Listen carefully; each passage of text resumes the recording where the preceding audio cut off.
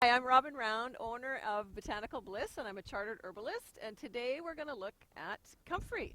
Comfrey is an amazing healing root. It's been used by in Asia for several thousand, 2,000 years at least. And in medieval times, they called it knit bone because the comfrey was so amazing for healing up bones, and it's great on wounds. It's a real skin healer. I use it in my face cream and in all my ointments. But today we're going to harvest the roots because the root is what goes in the mixtures.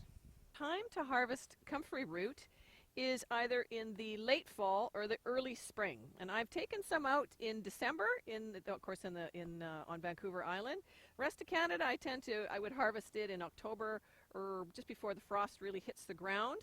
That's when all the energy of the plant is going back into the roots, and it's the roots that you want. There's your comfrey. Stack it up here. Break some more off. So again, the next step with comfrey after you've pulled it out of the ground is we'll just bring it in the house and immediately, or if you've got a hose outside, it's even better to clean it off. You won't clog your sink. Now the comfrey, unlike the horseradish, doesn't have to be peeled, so we're just going to get it to a certain level of cleanliness. And then we're going to chop it up a bit, and then it's going to go into the dehydrator. If I'm steeping comfrey root in oil, I want to dehydrate it so that it's dry, i.e. that means there's no water. Because again, the comfrey for me goes into oil along with a bunch of other herbs that are all good wound healers, good for the skin, etc. They'll all go into the oil to steep, cleanse the oil, their properties. But again, you can go straight to a dehydrator from here if you want.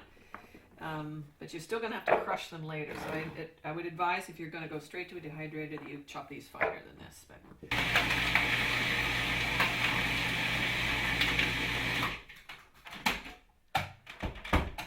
is more what I'm looking for.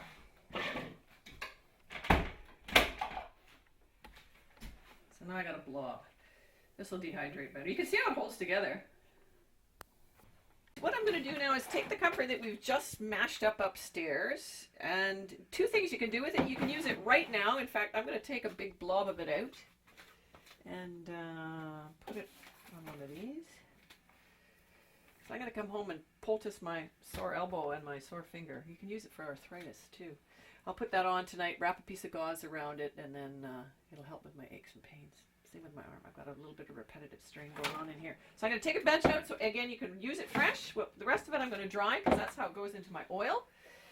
So what I've got here is this is a dehydrator, often used by the raw food gang. I mean, that's what I was using it for when I got started. The beauty of using a dehydrator, like a professional dehydrator like this, as opposed to sticking it in your oven, which of course you can do, is this keeps the temperature solid at 105 Fahrenheit.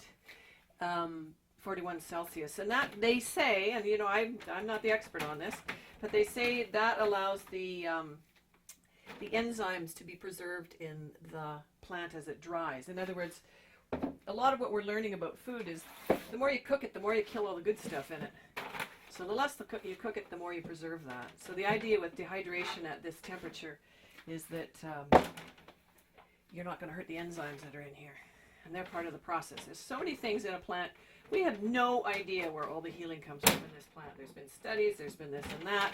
But again, because it's not patentable, there's not a vested interest in doing anything but extracting single entities out of any plant. When herbalists always believe that it's the whole plant that's doing the healing. So you don't want to destroy anything in this plant. So the enzymes are part of that. You want to keep. So I'm just going to put here. So this will dehydrate until it's basically dry. If you're doing it in an oven, you can just put it on the lowest setting you can possibly put it on and just let it sit until it's dry. And again, the idea is you don't want to add much heat. Those are up. And I'll come and take a look at this in about, I'll check this tonight, later, like maybe 4 or 5 hours from now. I'll come and check it, see how it's doing. Sometimes you flip it over, it gets more exposure because you can see, because it's a little bit loose, I've got this sheet on it to protect it from falling through. So I just want to read you something from Culpepper's Complete Herbal. This is a recent copy of an ancient book. This is from 1826, Physician's Handbook. This is him, Nicholas Culpepper. The root, being outwardly applied, helpeth fresh wounds or cuts immediately, being bruised and laid thereunto. And it is especially good for ruptures and broken bones. Yea, it is said to be so powerful to consolidate and knit together that, if they were boiled with dissevered pieces of flesh in a pot, it will join them together again. So we've harvested comfrey out of the ground, we've cleaned it, we're now in the process of drying it. It'll end up dry like this, and then the next step is to put it into some oil to make an infusion that you can then use as a massage oil. You can use it, turn it into an ointment to put it on your aches and pains or your cuts and wounds. And we'll be following up this series with a whole bunch of videos on actually making oils, etc. But right now we're just working on getting them out of the ground and getting them ready to go, which is really all this process has been, is to get to the point where the comfrey is ready to go to be used in whatever way that we like it to be.